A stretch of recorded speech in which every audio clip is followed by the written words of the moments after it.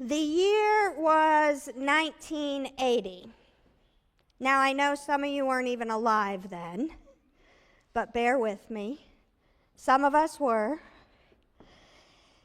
Coach Herb Brooks took on the impossible role of coaching the men's Olympic hockey team. That team consisted of a bunch of college players from across the nation that had never played together before. And Herb Brooks had the task of not only forming those hockey players into a team in 7 months, but he was also expected to win the gold while he was at it. The 1980 Winter Olympics was held in Lake Placid, New York.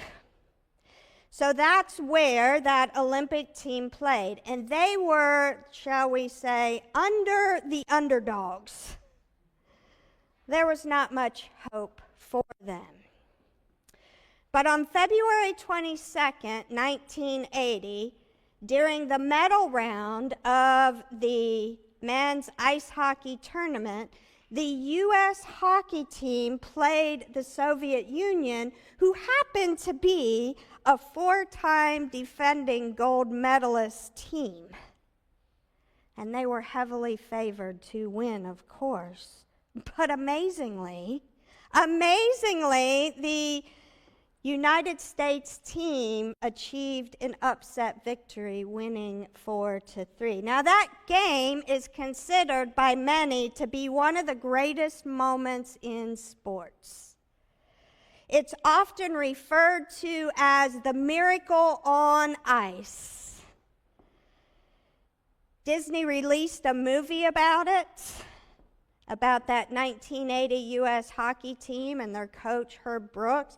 And the movie is titled Miracle. And the reason, though, that the word miracle is connected with this is not just because they happened to win when they weren't supposed to, but the reason the word miracle is connected to this particular game is because of Al Michaels. Al Michaels was a sports commentator, has been a sports commentator for the Olympic Games for many years.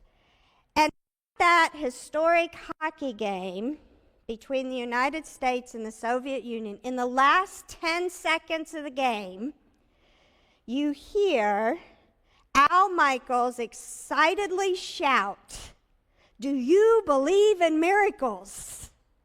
Yes. As the 10 seconds wound down. You can Google all that if you need a moment of joy today. Do you believe in miracles? This week we begin a new sermon series titled Miracles on 23rd Street. And we will look at some of the miracles of Jesus as recorded in the Gospels, and we're going to explore what they may have meant at the time, how they were received, but also what they might mean for us today. And we're going to explore this concept of miracles. So as I was preparing for this sermon series, and particularly this sermon, I couldn't stop thinking about that sports moment in 1980. Do you believe in miracles? We begin today with one of the last miracles of Jesus as recorded in John 21. It is after the resurrection. Jesus had appeared to the disciples. Our scripture story opens up in a place where Jesus' ministry began, near water, by the sea. whether it is the River Jordan or whether it is the Sea of Galilee. Each gospel gives us the beginning of Jesus' ministry by the water. It is appropriate that after the resurrection, Jesus again meets the disciples on the shore, on a beach, by the water. John 21, 1 through 3. After these things, Jesus showed himself again to the disciples by the Sea of Tiberias, which is also the Sea of Galilee. And he showed himself in this way. Gathered there together were Simon Peter, Thomas called the twin, Nathanael of Cana in Galilee, the sons of Zebedee, and 2 other of his disciples. Simon Peter said to them, "I'm going fishing." They said to him, "We will go with you." They went out and got into the boat, but that night they caught nothing. The scripture begins with, after these things. After what things?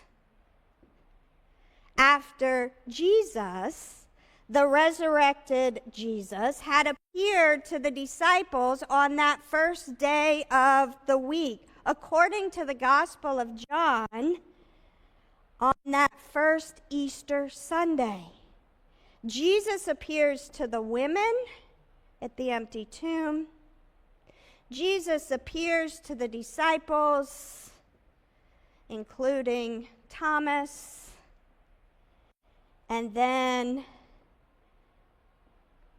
Jesus appears on the beach. And then what happens? Peter says, "I'm going fishing." Peter doesn't say, "This is awesome, let's have a party, let's celebrate." Peter says, "I'm going fishing." And Peter, the fisherman, after this miraculous resurrection, after he heard the amazing news and saw the resurrected Christ for himself, goes back to what he knows. He goes to the ordinary. He goes to the normal. We like our routines, don't we? He goes to that. And one thing I love about this story each year is, because I think that's so true for us. We had a great Easter Sunday here, a celebration. We heard the amazing news of the resurrection. And then Monday or Tuesday, we went back to our routine. Probably as if it hadn't happened. We went back to what we know. We went back to what we have to do into the world, to whatever our normal is. But Jesus is on the loose now. And he will show up anywhere, even on a beach. Just like the beginning of his ministry, Jesus met the disciples where they were, in their element, by the water. And this Jesus on the loose does the same thing for us. Meets us wherever we are. And sometimes we don't recognize Jesus, just like the disciples, because they didn't recognize Jesus again. John 21, 4 through 7. Early in the morning, Jesus stood on the shore, but the disciples did not realize that it was Jesus. He called out to them, "Friends, haven't you any fish?" "No," they answered. He said, "Throw your net on the right side of the boat and you will find some." When they did, they were unable to haul in the net because of the large number of fish. Then the disciple whom Jesus loved said to Peter, "It is the Lord." And as soon as Simon Peter heard him say, "It is the Lord," he wrapped his outer garment around him, for he had taken it off, and he jumped into the water. Impetuous Peter. He doesn't even wait for the boat to reach the shore. He puts on his outer garment and he jumps in the water. Wait, what? He puts on his outer garment and jumps in the water. Now, that doesn't seem to make sense. We would think that he would shed a garment to be able to swim more easily. And this is a peculiar detail that John is sure to put in here. Wouldn't he want to not be encumbered by that outer cloak? Well, maybe we see it that way. But most commentators agree that Peter puts this cloak back on as a sense of recognizing who Jesus is, as a sense of respect for who Jesus is. See, the ancient Jews were very particular about nakedness. You can read that in the Torah. You can read it in the law. You don't have to get very far, and you see. They're very particular. Peter had stripped down naked. Now, we don't know how much to fish. That's up for debate among commentators, apparently. But it was clear that Jesus couldn't meet the Messiah. It was clear that Peter couldn't meet the Messiah, the resurrected Christ, even in any sort of partial nakedness. See, this is a nod to who Jesus is, but it's also a nod to who Peter believes Jesus is. He's not a mere teacher. He's not a good friend. Those he would just get out of the water probably. But it's the Messiah. And Peter has come to believe this, so he puts on his outer cloak.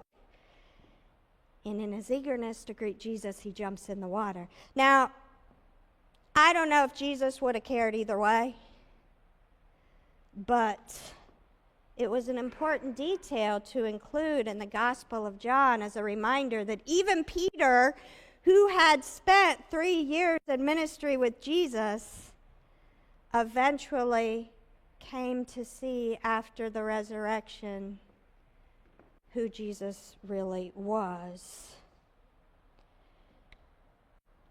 So back to the story. Those in the boat who had been fishing had not caught any fish all night. And Jesus tells them again, this wasn't the first time Jesus showed up and said, "Cast your nets over here." Jesus tells them again to cast their nets on the other side of the boat, the right side. I wonder if it sounded familiar to them. Either Jesus knows where the best spots are for fishing, or he's trying to give them an illustration about what hanging out with this resurrected Jesus looks like. Their nets were empty. And then Jesus tells them, cast on the opposite side. Don't do what you've always been doing. And then the net is full. Isn't that what hanging out with Jesus is like when we feel empty? I can relate to feeling empty at different times in my life. There's been times where I feel like I've spent a lot of energy and effort doing the same things. And then I've got nothing to show. I felt empty. I don't even have anything to give back because my net is empty. Anybody else relate to that? And then Jesus. And then this resurrected Jesus shows up on the shore. I love how Scott said it in his beautiful prayer, nets overflowing with grace. Not just a small amount, not enough just to feed the disciples for breakfast, but so many, so much they couldn't carry it. Isn't that a great image of that unending grace of God that fills our nets when we're empty, when we listen to the guidance of the resurrected Savior? Maybe that is the miracle on the beach. A miracle for us today. The disciples catch, as verse 6 says, a large number of fish. So much so that the net doesn't break. John 21, beginning at verse 8. But the disciples, the other disciples, came in the boat, dragging the net full of fish, for they were not far from the land, only about 100 yards off. When they had gone ashore, they saw a charcoal fire there with fish on it and bread. Jesus said to them, "Bring some of those fish that you've just caught." So Simon Peter went aboard and hauled the net ashore, full of large fish, 153 of them. And though there were so many, the net was not torn. Jesus said to them, "Come and have some breakfast." Now none of the disciples dared to ask him, "Who are you?" because they knew it was the Lord. And isn't that an odd detail? Another odd detail to include in this story, that the writer of John's gospel made sure to say, though there were so many, the net was not torn and there were 153 fish. It's an odd number to include. I don't know if I picture that. Were they so excited that someone said, "We've got so many fish, let's count. This has got to be a record." Or maybe Jesus said, "You know what, guys, there's no need to count. I'm going to tell you there's 153 in there." I don't know, but it's fun to imagine. 153 fish. But why include that detail? Why include that detail? Now, you can read in commentaries, there's different ideas, different theories about it. But here's what I love. Rachel Held Evans recounts speaking at a church, and they have a meal afterwards. And sitting at that table with strangers she had just met, she wants to engage them in conversation. So she asks what their favorite Bible verse is. And a young mother said, "The one where Jesus meets the disciples on the beach." So Rachel Held Evans writes her response. She says, "I like that one too," I said to the mother. And then posited this theory that the number 153 in rabbinic numerology signifies completion.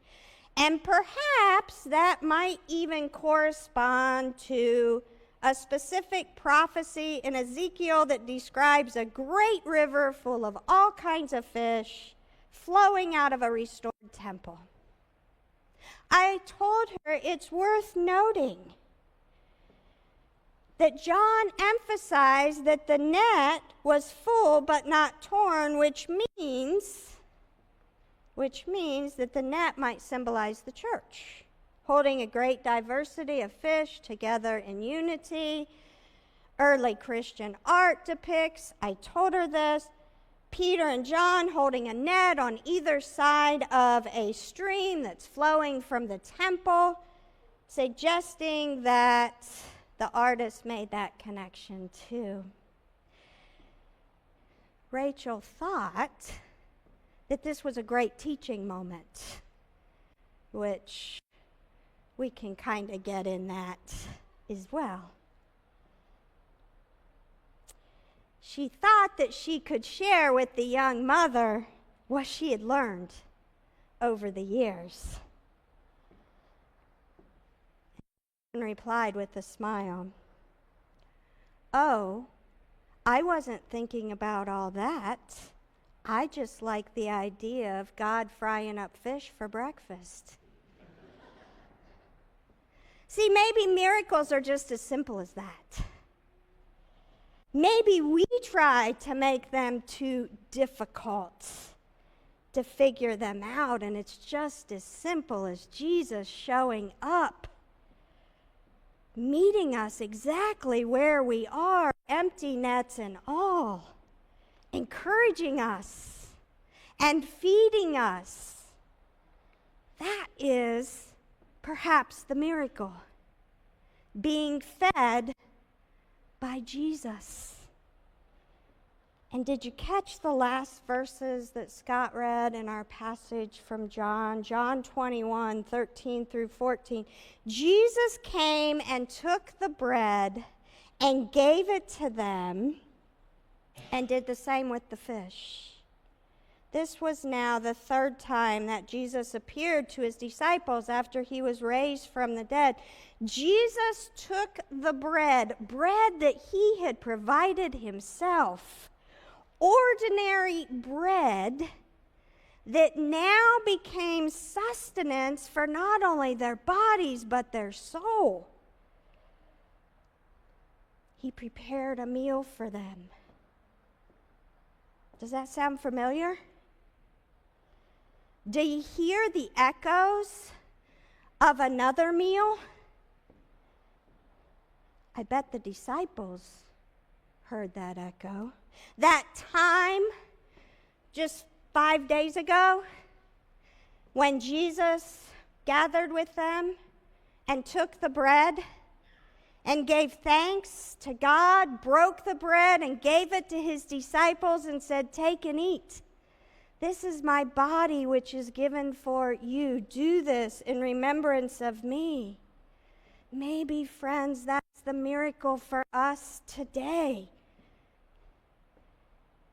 where we will gather in just a few moments for a holy meal in unity, not broken. Even as diverse as we are, bursting out with grace and mercy and love. Maybe this simple meal is our miracle. Do you believe in miracles? And the church with a big C, gives a resounding yes. We do believe in miracles.